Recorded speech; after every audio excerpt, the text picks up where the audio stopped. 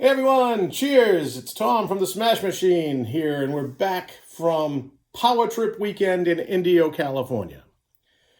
What a weekend it was, kids. It ruled. That concert was fantastic. When you gonna see those bands all gathered in one place again? You got the Judas Priest, you got the AC/DC, you got the Guns N' Roses, you got the Iron Maiden, you got the Judas Priest, you got the Metallica, you got Tool. I think I said Judas Priest twice, but ugh, Tool. Tool. They were great musicians. Don't tune out because I've kind of said Tool that way. But anyway, cheers to everyone else who made it, who went out to the festival. It was an awesome time. Anyway, here's a quick review. I'll start with the good. And the bands all sounded amazing. The sound system that they used in Indio, I don't know that's the town it was in, but I don't know if the venue doesn't have a name because but it's where they do Coachella. Um, the sound system they used was amazing. First night, we got Guns N' Roses and Iron Maiden, which on paper is an amazing combination. And Iron Maiden certainly didn't disappoint. It was another stop on their Future Past tour. Kind of bothered a lot of people there, I guess, because they weren't going to do a greatest hits set, but that's what the Legacy of the Beast tours are for. They still played enough greatest hits. They did The Trooper. They did Fear of the Dark. I had no complaints personally. It sounded amazing. Bruce sounds great. The band sounded great. They looked like they still have a blast. Nico McBrain looks like he's doing a little better. If you hadn't heard, he had a stroke last year, and he's was really working his ass off to get back and in good shape for this Future Past tour. And I think he's done an amazing job. Second up was Guns N' Roses. Again, the band sounded great. Axel did not really sound that great. Some songs he can still do. He's still got his lower register, but him trying to do Welcome to the Jungle was kind of horrifying. And I don't think that's one they can ever really drop from this set, but they really should, at least for his voice. They played about 3 hours, which was about an hour too long, because you could see they were doing a lot of rest stops, so Axel could, they did make, for example, Rocket Queen went from 5 to 6 minutes long, like it usually is, to probably 10 to 12 minutes long, just so there could be more solos and Axel could, do whatever he does to his voice. Looked like they were all in good shape, all happy on stage, even Axel. Who turned very Liberace, and he must have had about 5 or 6 costume changes, and including one where he comes out for November Rain, and he's got a rock on his finger, like on his hand, finger that big. I was like, geez, must be the only place he can wear that. Or he did a little shopping on Rodeo Drive before the show. So that takes care of Saturday. Friday rather. Here comes Saturday. Saturday was the best night of the festival. You got Judas Priest. First of all, you can't go wrong with Judas Priest, right? No. You wouldn't be watching this channel if you didn't like Judas Priest. And they sure didn't disappoint. Everyone went away happy. It was kind of a greatest hit set. I was still very happy, trust me, but I was a little bummed they did not play Victim of Changes or Beyond the Realms of Death. Those are probably my 2 favorite Judas Priest songs. We didn't get them, but they, like I said, the Fairweather fans were definitely happy because they got another thing coming. They got Living After Midnight. And they got Breaking the Law. We got to see Glenn Tipton. He came out for the encore, which it's always great to see him still up and around.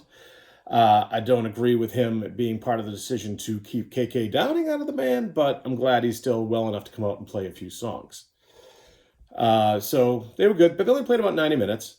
Like I said, quick to the point. Halford's voice was going a little bit. Again, these guys are all in their 70s. I'm not complaining. And this was their only show of the year. So I think if they had done more, his voice would have been more warmed up. And he would have sounded a little better. And I'm expecting that when Invincible Shield comes out in March of next year. Plug. Send me a copy, Judas Priest, please. Next up was... this is the band everyone went to this festival for. And that was AC/DC. the anticipation was crazy. You could just tell by how many people were buying devil horns. They they set up their own little quickie merch booths just for devil horns all around the festival.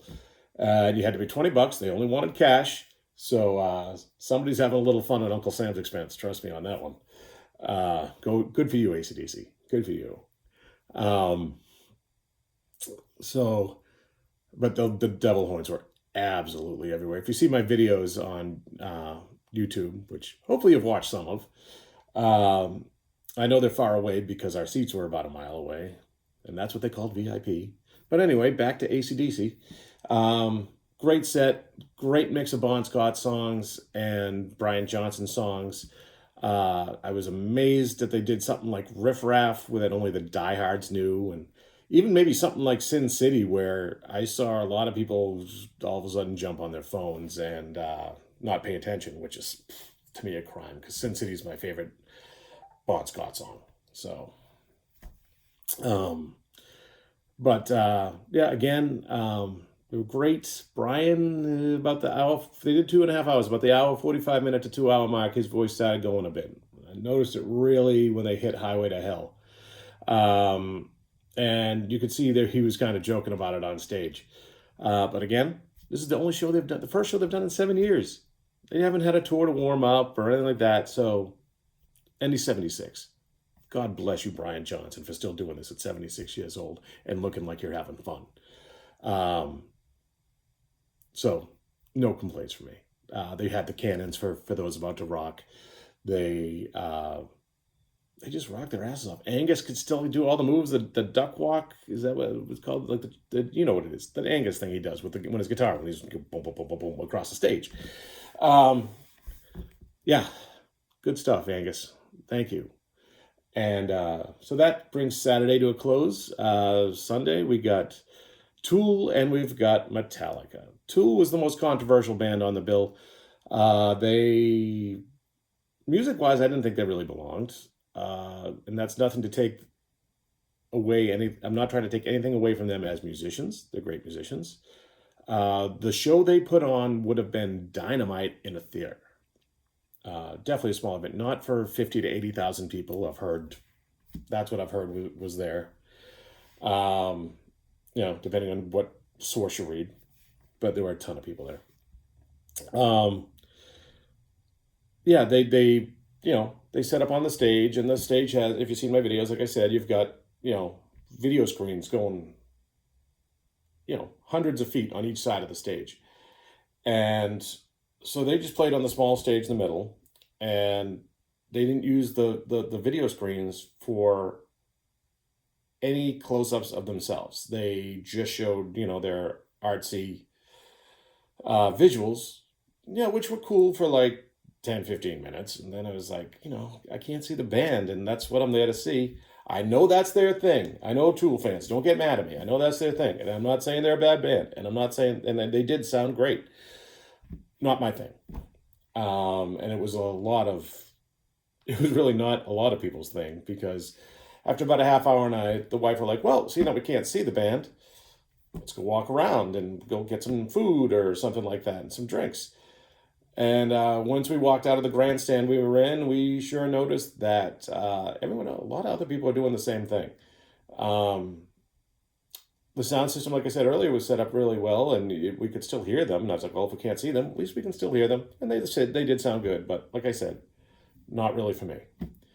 But all that not really for me nonsense went away when Metallica came on. Yeah, Metallica. They were probably the second most popular band there. I think most people went for AC/DC, and I think Metallica was right there, right afterwards.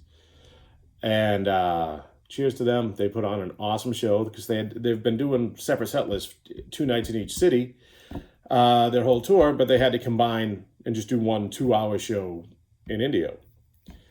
And they picked a great set list between the 2 nights.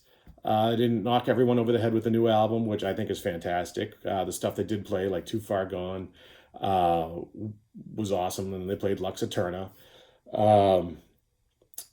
Only 2 songs from Master of Puppets. That did kind of surprise me. One was Orion. I figured that's probably because James is getting to the point where he has to rest his voice a bit. And of course, they dedicated that to Cliff Burton. Rest in peace, Cliff. We all miss you in Metallica. Trust me. No offense, Robert. So they put on an amazing show. Like I said, every band sounded great. I've said that a million times. Sorry about that, but it's true. I was just like, wow, there's nobody sounds bad, and that blew my mind.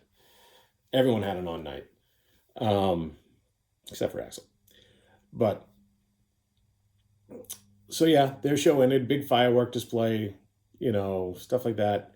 No appearance by Ozzy. There were rumors that Ozzy was going to show up and do a song with either Judas Priest or Metallica. Because supposedly after his back surgery, he's feeling really well, and now he wants to jet off to England to do another album.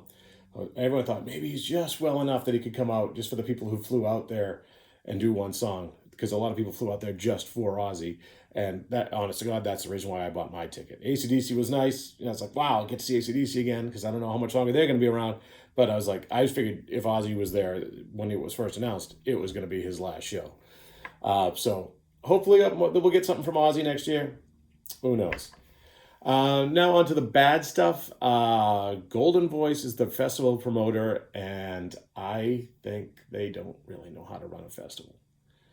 As much as everyone hates Live Nation, and who doesn't because of all the fees and crap, at least they know how to run things. Golden Voice, not really. I had... you had to have a wristband on when you went to the show. Not this wristband, but this is a Power Trip wristband, but not the official one.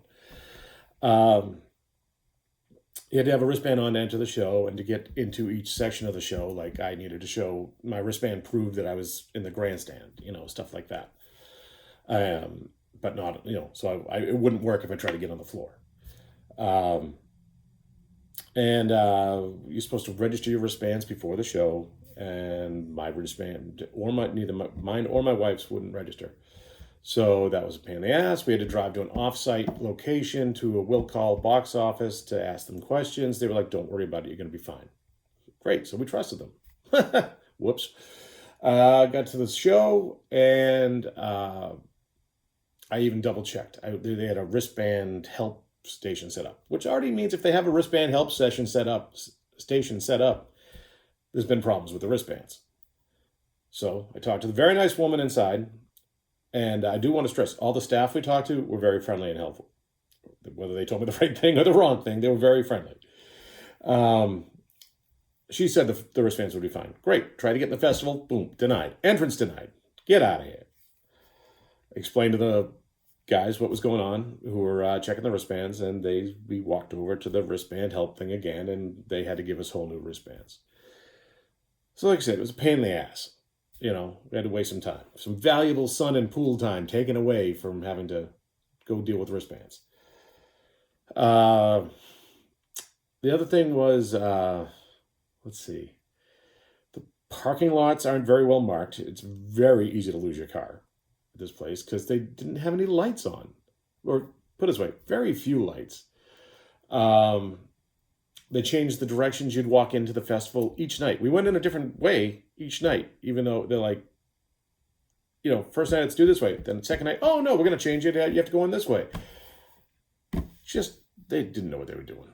And the worst thing of all, the real killer, was the merch lines. You basically had to miss bands to get your merch. They even did a pre-order thing for the Power Trip Festival merch itself, not the band merch. You could pre-order it. And there was supposed to be a booth you could go and you pick it up. Did they not think there was going to be maybe 80,000 people doing this? They had like 4 people handing out the merch. Friday night, I got in the line, waited an hour and 45 minutes. Still not in the freaking merch tent in this line, because they don't know what they're doing. I got Iron Maiden coming on in 10 minutes. Where do you think I'm going to be? I just wasted an hour and 45 minutes because I had to go see Iron freaking Maiden because they rule. Golden Voice. So, after Maiden, we run out. We're thinking maybe not everyone's going to be out there again because they either got it already or they're going to wait because they don't want to miss any Guns N' Roses. Well, I was wrong. The line was there, waited another 40 minutes, only to get right up to the tent and to be told, oh, we're shutting the tent down for the night. The employees want to go home. Where, employees? Come on. So I ended up missing the first 8 Guns N' Roses songs because I was trying to get my stuff. And, it was like if you didn't pick it up, you lost your merch and you didn't get refunded. Otherwise I would have let it go because it's only, $35. I could have probably bought it online later or bought a bootleg or something. So, but it's the principle. So they shut the merch down. They did give us a few food vouchers for the next night, $5 off this. So I managed to hit up as many security people who were handing those out as possible. So my wife and I at least got a couple free meals out of that because all the food, at least $20. They gave you good portions, but you're not getting a sandwich for less than $20 at this place. Beers, $13 to $15. Mixed drinks, more. I didn't drink many of those. Didn't drink many of anything because I had spent a lot of money on this festival. So anyway, so basically I had to come back Saturday and go for the merch again. And this time I waited only about a half hour in line because a lot of people had got their merch on Friday. And they learned from their mistakes a little bit. They added way more people. They had made it now. Maybe they had 10 people handing out the merch. So the line went a little quicker. But other than that, that was the bad. That was the bad. Getting in and out of there wasn't too bad at all. We stayed at a hotel on Monroe Street, which was pretty access. It's just straight to the festival. And if they could assemble bands like this again, I don't know if I'd head out next year to see the exact same bands. And I don't know if there's 6 big enough hard rock heavy metal bands to do this again next year. But overall, it was a great time. It was great to spend a few days in the desert. It was up to 109 degrees during the day. So said the car I rented anyway. And but it was definitely, if you don't trust the car, whatever, it was over 100 every day. Trust me. Dry heat, not bad. I found it very tolerable, and I'm not a heat guy. I'm the guy who sweats at 60 degrees. So seeing a show out there, I would do it again in a second. But 3 days in the desert, 4 days in the desert is definitely enough. That's pretty much winding things up, I think. Power Trip Festival, overall, it was a thumbs up. The bands were amazing. The promoter really kind of screwed up a few things. But hopefully they'll learn, and hopefully it'll be better if they do another one. So everybody, thanks for sticking with me for this whole wicked long 18-minute video. And I hope you all have a great day. Stay rocking. Next show for me will be Suicidal Tendencies on Friday, so I'll get something up. And still have a few more videos from Power Trip to post. Just takes a little while because I got to write descriptions and all that stuff. So anyway, be cool, y'all. Rock on and stay well. All right. Comment on the video if you can. Tell me what your favorite parts were, what your least favorite parts were. Subscribe if you want. I would love that. And hit the thumbs up button, please. All right? Take it easy, folks. See ya. Bye.